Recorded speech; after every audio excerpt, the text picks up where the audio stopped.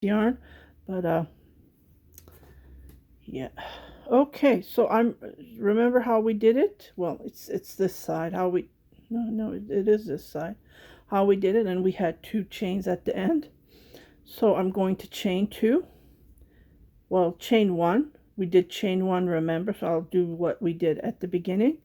And here on top of the chain, I'm going to make a double crochet.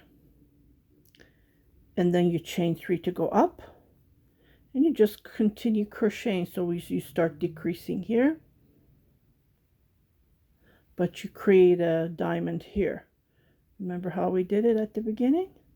And then you chain 2, and you just repeat over and over, and then you make 6. You skip 2. Well, we had to skip 2 here. I see I didn't skip a 2 again. Skip 1, 2, 3, 2 on the third. Make your double crochet and continue making your double crochet. So this is how it's done. So please be patient with me. I will come back to start the card again. And I'm just debating, should I do 1 strand or 2 strand and then go from there. But this is how you crochet this lovely diamond stitch. And then like I said, we're gonna go top down. So this is how we're going to be. This would be the front, and then we do the increases here.